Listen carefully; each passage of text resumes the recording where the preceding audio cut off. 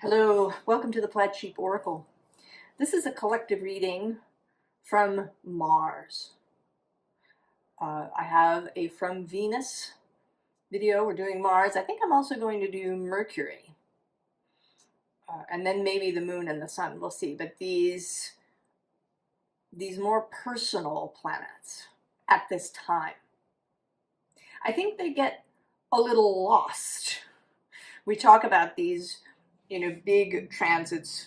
I'm recording this on November 18th, tomorrow in the afternoon here on the east coast of the US. Pluto moves into Aquarius. For the next 20 years, we who are here now will not see him in Capricorn ever again. So it is a momentous thing. There's all kinds of astrology videos and tarot card readings and stuff about Pluto's ingress into Aquarius, and but I feel like there's been that the small planets get lost, even though they are an intimate part of the energy that's happening now.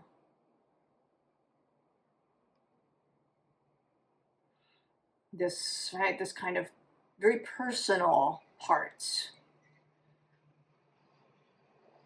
Interestingly, Mars has chosen the Rose Oracle as his initiatory energy. And he is currently, as I record this, sitting in Leo.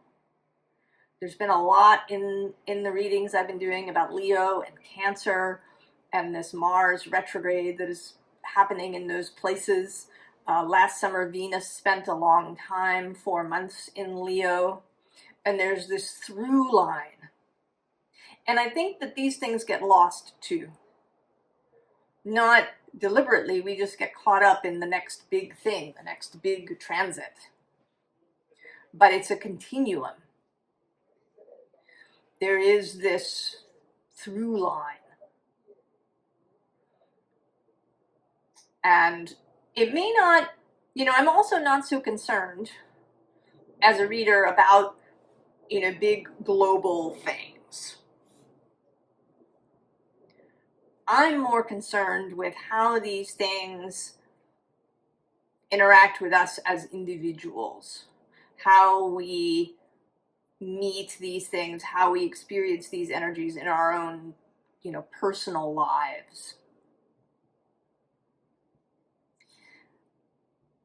And so there's this Venus through line. And we're going to see that as we go. Pluto does make an appearance or two. So we start with the breathing rose. Says, heart healing, emotions, connection, time eases. But also that she's got her hand actually, although the roses are kind of coming out from her heart, her hand is sitting on her solar plexus, the area below the bust, in the middle of the chest. The seat of the will. And that is certainly a Mars conception. The visible underline is the thorn. Protection, boundaries, clear communication. All of these totally Mars ideas. That you protect yourself, you protect others, you're clear, you're direct in your communication. And there is absolutely a way to be direct without being blunt or tactless or disrespectful. Below that, I am seeing now is the sacred waters. Nourishment, replenishment, health, rest, self-care. And these are things associated with Venus and kind of with feminine energy. But I want to say that they're human. And Mars is very much connected to the body. right? To the muscles, to taking action. And the body needs rest. It needs soft times as well as lots of activity. The unseen underline is the second bloom, which says a second chance. It's never too late. New possibilities. And it's this new possibilities that is showing up here.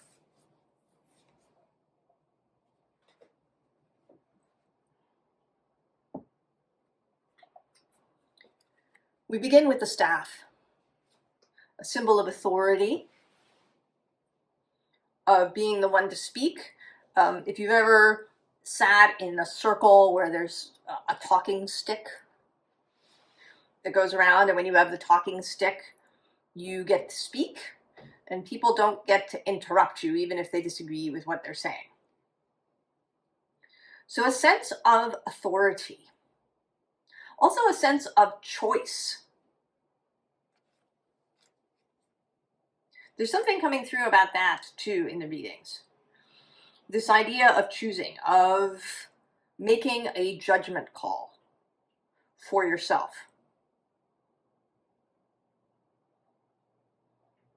And this doesn't mean attacking somebody else. It just means, right, this is not for me. And sometimes I believe this is wrong. And I'm stating that. And I'm not going to come at you guns blazing. But I'm stating that I believe that this is wrong.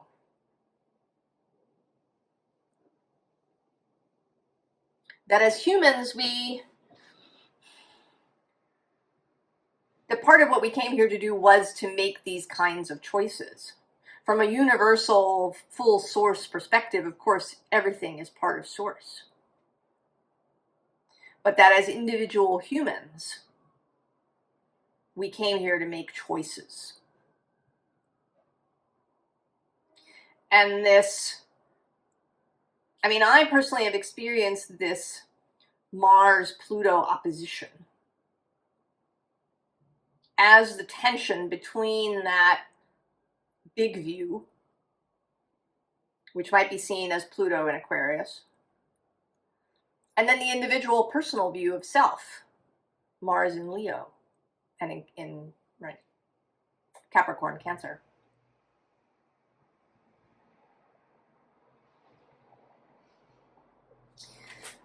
Now these two cards, we have the Hunter and the Sorcerer, Mars and Pluto.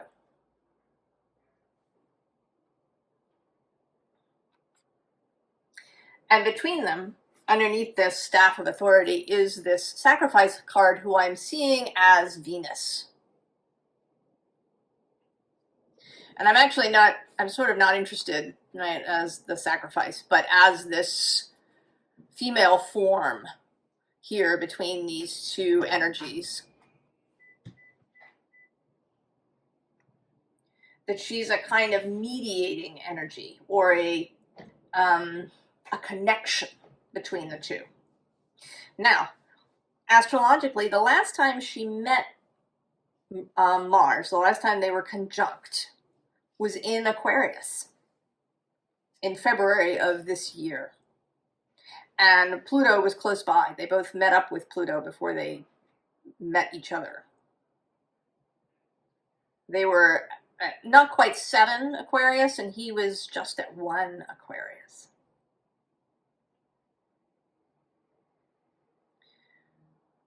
Now, Venus and Mars, because of various circumstances, both his retrograde and then her retrograde, they don't meet again until 2026. January of 2026, they meet again. And this time they meet in Capricorn, at 18 Capricorn.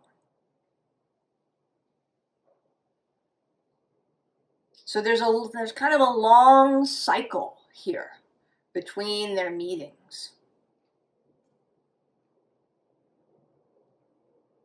And that Pluto is involved. Venus will meet Pluto again on December 6th or 7th. Also at 0 Aquarius.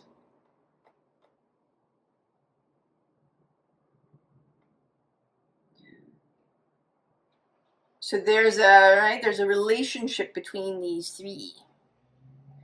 And Venus is kind of the more mobile energy, right? She met with both of them. And then she's been having all kinds of interactions with them, squares and trines and things. And then she meets with Pluto again next month. And below her is the medicine wheel.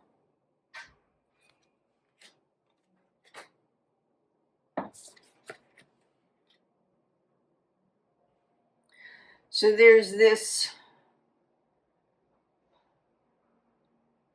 energy, this idea of how to reconcile this the big view and the small view. And it doesn't have to be, source and yourself. It can be your community and yourself, or your family and yourself. Just the bigger picture, and then your smaller picture, your personal picture. And that it is, right, that it's mutable, that it is personal, that it is about relationship. Both Venus and Mars are very much about relationship, even though we don't talk about that with Mars very much. I think all the personal, very personal planets are Mercury, Mars, Venus.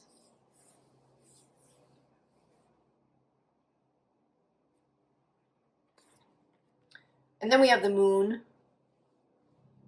cycles, things going around, the through line, because there are longer lunar cycles that happen. They're sort of wheels within wheels within wheels. One cycle that doesn't get talked about very much is this idea that there's these 9-month increments. So you have a new moon, say at 10 degrees of Aquarius. 9 months later, there's going to be a first quarter at about 10 degrees of Aquarius, somewhere within a few degrees of that. 9 months after that, there will be a full moon at about that degree of Aquarius.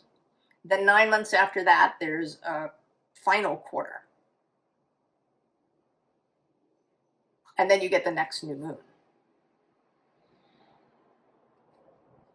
So there is this sort of 27-month-ish period where the moon hits the same spot, just having a different relationship with the sun every time it happens.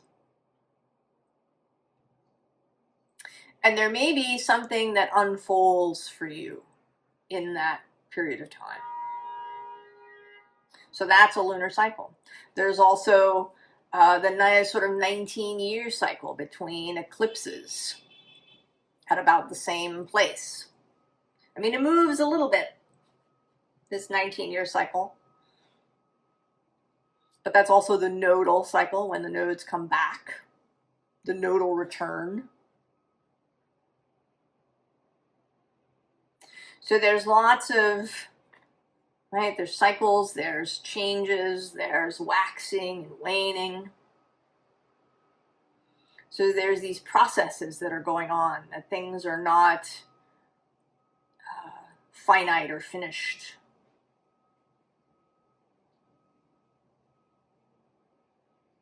And then there's this rainbow and this ghost dance. And that this rainbow is rushing in to dispel the fog.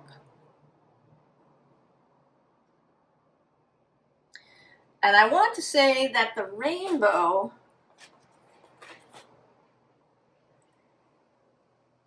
is kind of generated by the whole thing, right? Because it's passing through this card already. So the whole, right, the whole energy of the moment, not generated by any single planet.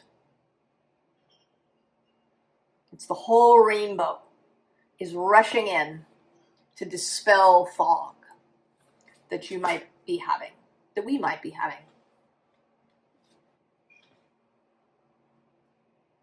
And I think some of the fog, interestingly, is showing up here in the earth element, and some of it in the water element. And there's a little bit of fire as well.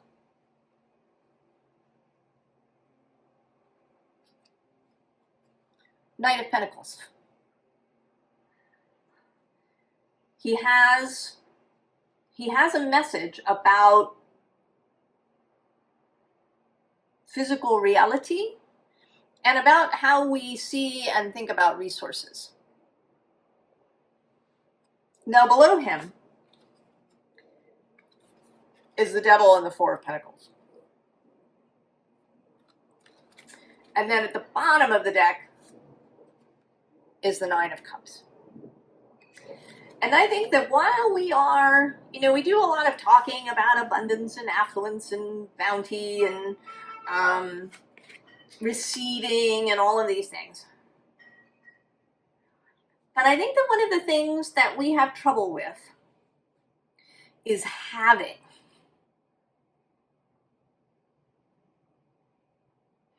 It's almost as if, or maybe not almost, as if, we get something and then we immediately need the new thing.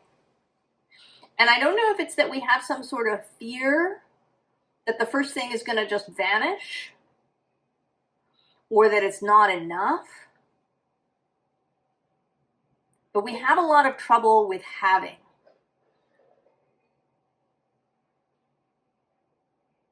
And maybe it's that we really like the chase.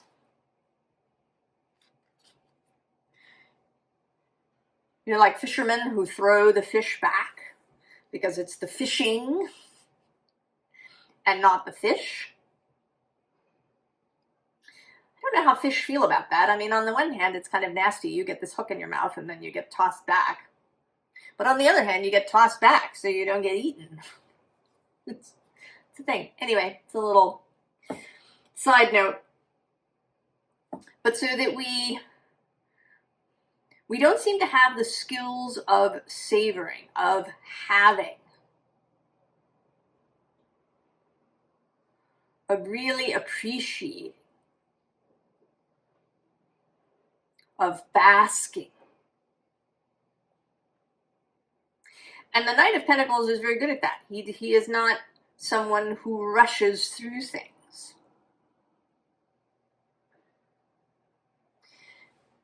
And the first card here is this Five of Wands. And I think this is all of our striving, struggling, efforting, clashing, complaining, perseverating, all of that. Right? And he's just right there, right? He's got this pentacle. And we're not paying any attention.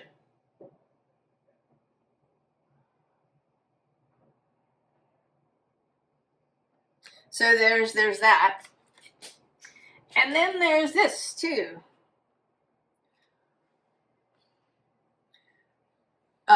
This feeling of lack. That we may have to beg for things. That we have to get on our knees in order to receive things. That we spend a lot of time feeling in lack. I feel like these are the two people from the Five of Pentacles card.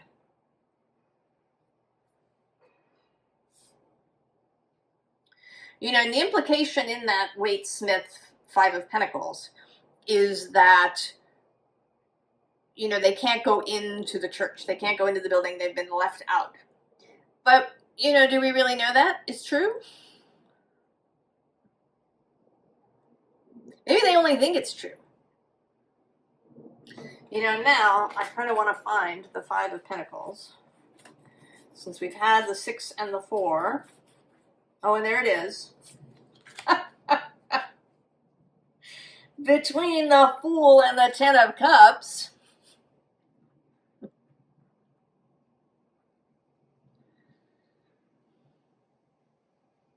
That we've got this idea that we have to pass through this space of lack. That in order to reach happiness, we have to struggle.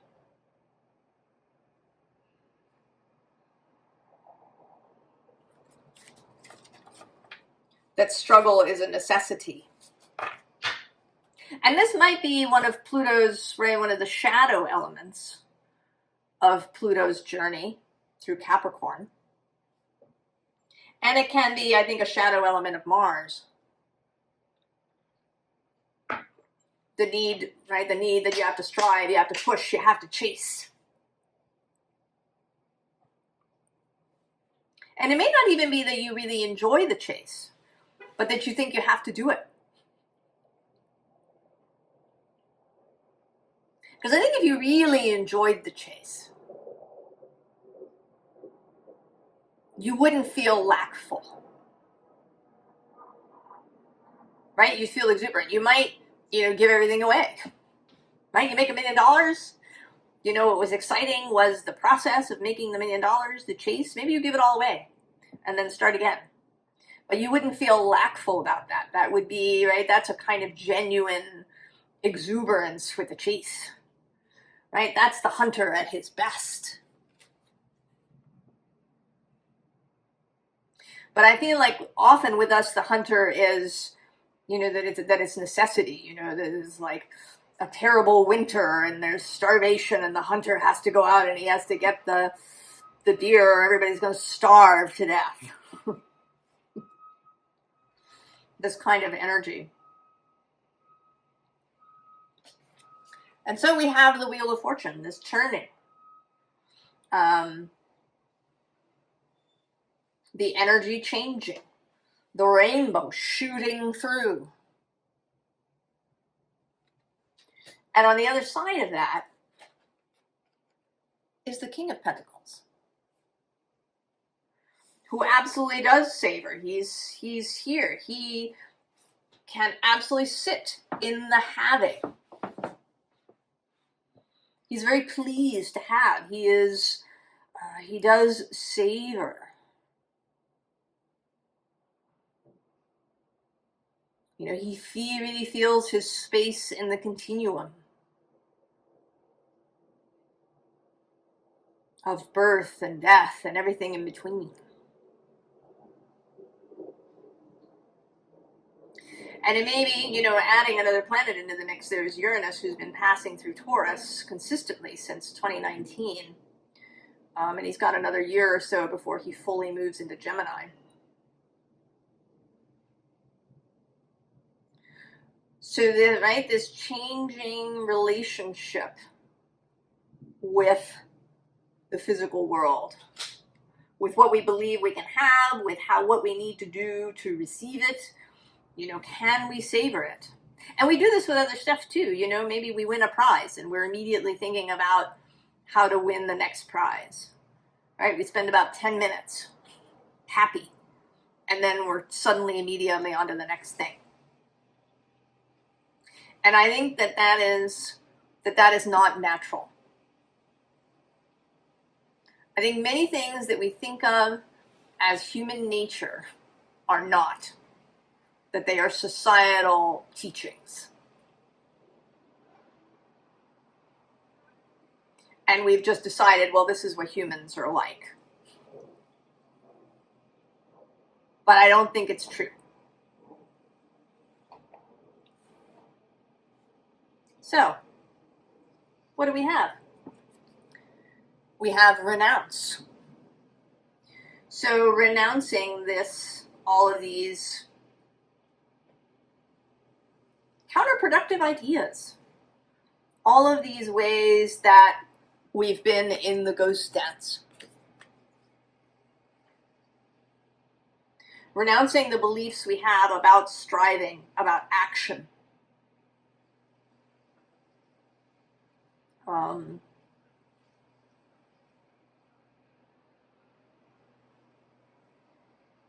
You know, about what we read about struggle. The bottom of the deck has another 8, which is this 8 of Swords interference. Also walking away from that. And that can be the teachings that you got, especially the teachings around money and stuff. You know, what it means to have things. What is the truth of resources? Do you have to hoard things, or do you know, is that bad? Is having more than your neighbors greedy? Right? All of this stuff. Hearing your own heart clearly. Especially, right, Mars is emphasizing here as he's in Leo, the heart desire, and creative thinking.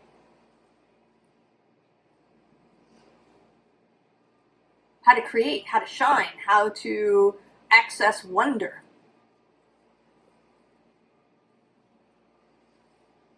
And then as he moves back into Cancer, how to, you know, use these things to nurture. I sort of partly see, I mean, the rainbow as all of the, certainly all of the planetary energies, but also as Mars moving into Cancer.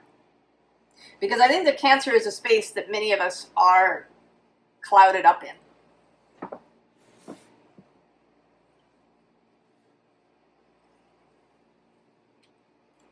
So then we have the Knight of Discs, the Knight of Pentacles again. And here he's very sort of contemplative.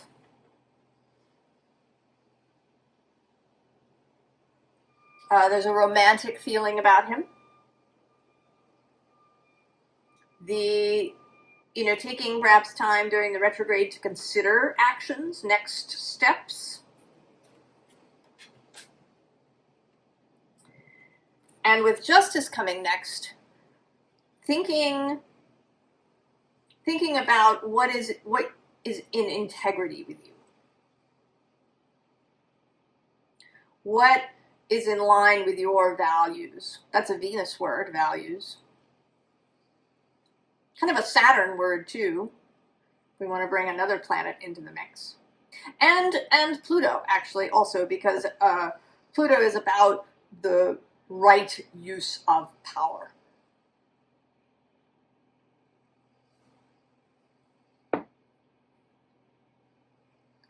Power that is used with integrity.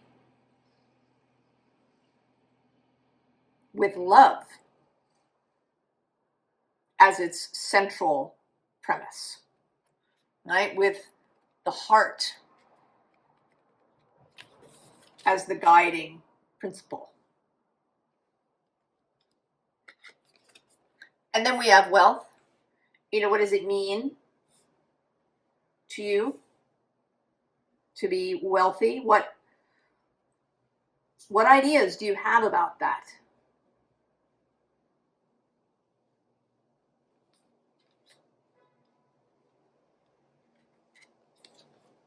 And then the Princess of Cups. This bit of water. How can you see all of these things from this heart-based perspective, right? This breathing rose. Mars in Leo, Mars in Cancer, these are energies that move from the heart. They move from a wish to enliven, to nurture, to help grow.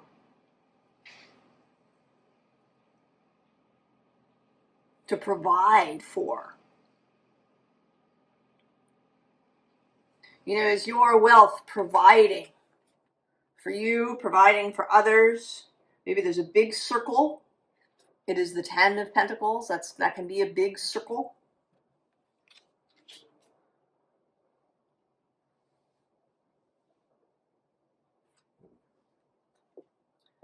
So then we have the 9 of Cups, the 9 of Tentacles again. Pleasure. Again, savoring.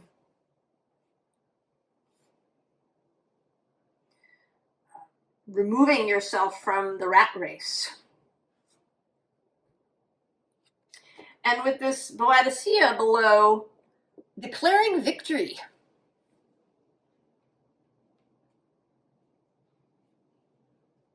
I want to say. Taking the win. Whenever it occurs. That it isn't necessary to push all the time. You know, even in the fire signs, I think that Mars at his best isn't that way. I think that the push is a distortion of Mars in his most exultant energy. Right at the bottom of the deck, we have the Knight of Combustion.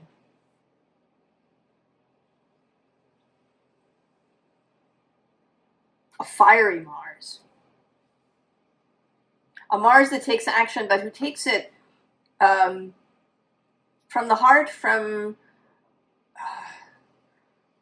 a desire to create something beautiful. This Knight is usually associated with Sagittarius. This teacher energy, this seeker energy, this healing energy, Jupiterian energy. We actually see here with the Wheel of Fortune associated with Jupiter.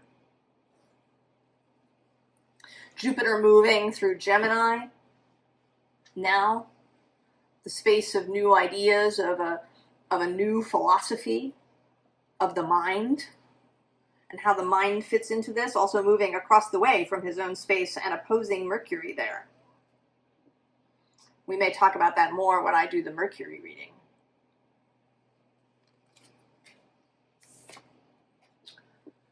The 5 of Aether, I love this one. I think it might be my favorite 5 of Swords card. Knowing what's yours. Knowing your own mind. You know, this is his bird. There's all the other birds going on over there, but he knows that this is his bird. The bird knows him, he knows the bird. Right? Keeping your signal clear. 7 of Pentacles. Don't get lost in it all.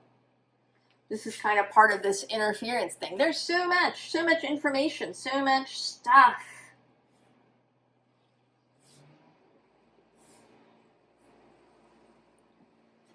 Keep your signal clear.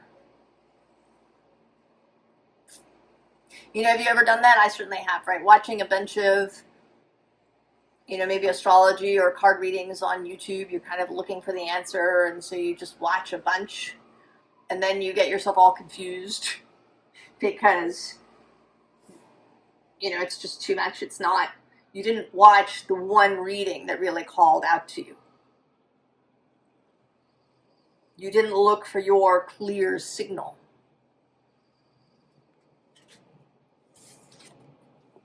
And then the 3 of Combustion, 3 of Wands. Right? What is the vision? This is also a Leo thing. And there is here kind of a Leo Aquarius idea. This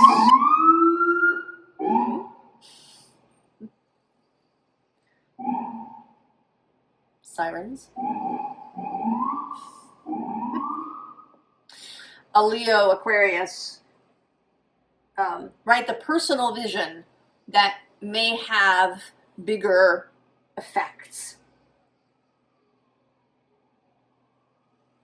Because we do have a bigger effect, perhaps, than we think we do.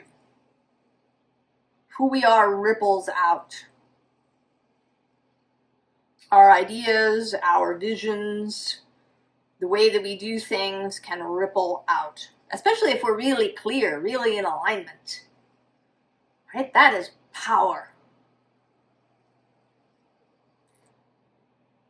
And I think the key is to not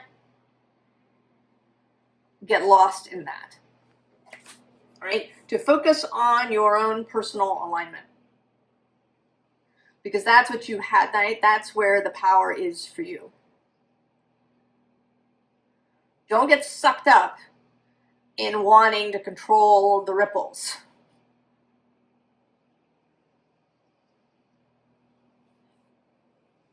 Right? That could be another Mars kind of place where he can go wrong when he tries to control everything.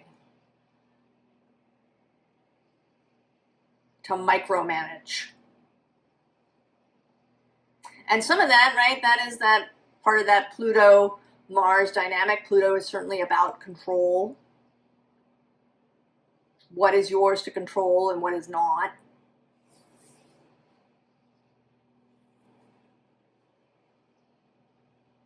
So Mars in this moment wants exuberance, wants you paying attention to your heart's desire, your heart's messages, to focus on your personal power, but to just know, you can know in your heart that this is rippling out. To know that you are not alone. To know that there are energies moving. That there are energies here that support you in clearing your own fog, in reaching this space where you're no longer struggling or striving, where you can savor what comes in, where you don't have to rush through your life.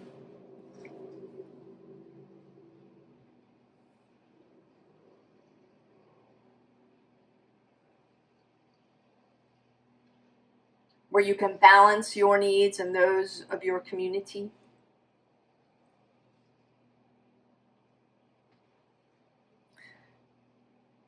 Rather than advice, I have here a gift from Mars. And the top card here is Kindred. And there's both this kindred and this procession. And then there's this migration card. So, right, this is this ripple.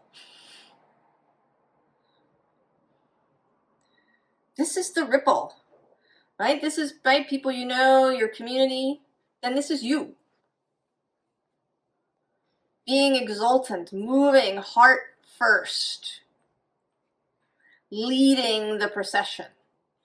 And then this migration will follow. But it's not, because you're calling specifically. It's because you are totally in alignment with yourself and with love and creativity. The bottom of the deck is the Eight of Swords. And here, right, there's this opening. Mars's gift is an opening. For you to get out of this interference. To leave behind all of this stuff. And it may be, that as he moves back through Cancer and then forward again, that stuff will come up for you. And you'll be able to just clear it out. Maybe there's, things that have been holding on to you that you couldn't see. And now you will see them. Maybe you'll see them through other people doing stuff. Oh, I do that. That's not good. I'm not going to do that anymore. Right? Everything in relationship. Right? Then permission. Permission to die and transform. Permission to change. Permission to leave behind the old stuff.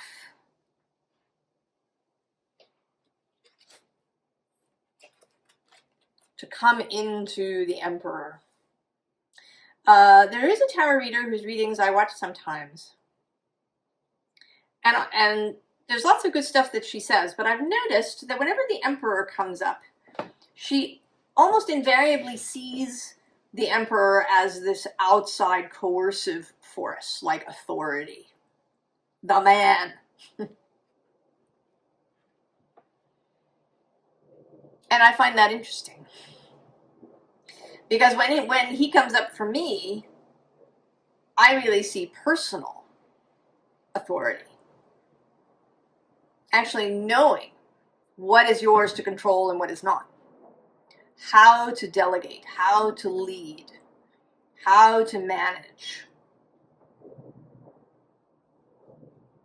How to also be what people are attracted to. One of the things that people say about Leo, right? Leos are self-centered. They're, narcissistic, or right, they just want to be in the spotlight. And yes, if Leo goes wrong, there can be that, be in the spotlight at all costs. But really, Leo is the sun. People who have strong Leo they're attractive in some way. People want to gather around them. And you need to be able to handle that.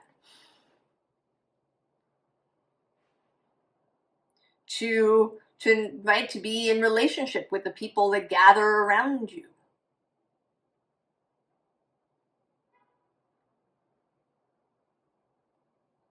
To not be overwhelmed by that. That's part of the Emperor's gift too.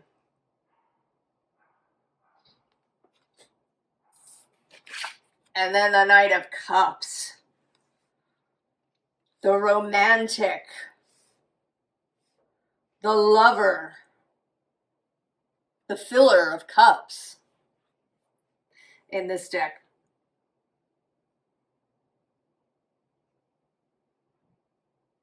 Right? This is part of Mars's gift too. He is the warrior, but he's also the lover. Right? The bringer of roses into your life and into the lives of others. That you can allow this for yourself. That you can allow others to bring you roses and you can savor them. Bury your face in the blooms.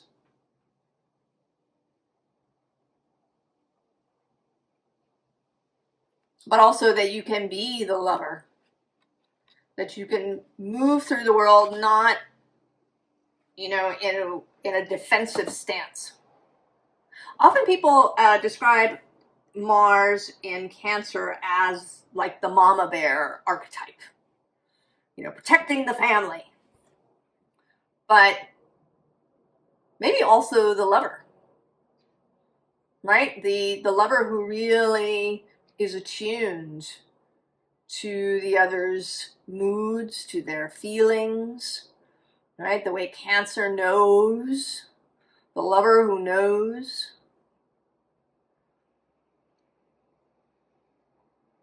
The lover who may initiate. Cancer is a cardinal sign. The lover who brings you the filled cup, the lover who leads you to the stream, to the well, where your thirst will be slaked and quenched.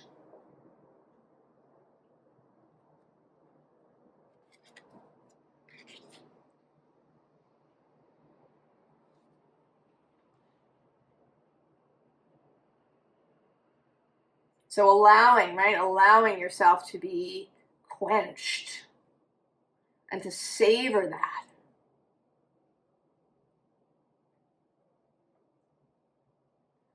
to allow yourself to be filled, to be sated, and to just relax into that.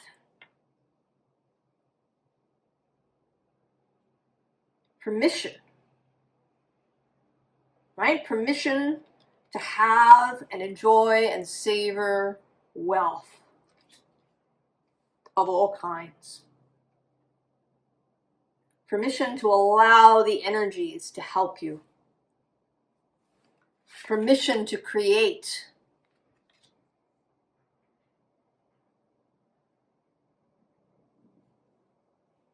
Oh, this is a beautiful Mars message, and I hope that you find it helpful. I wish you all the very, very best, and I will see you next time. So long.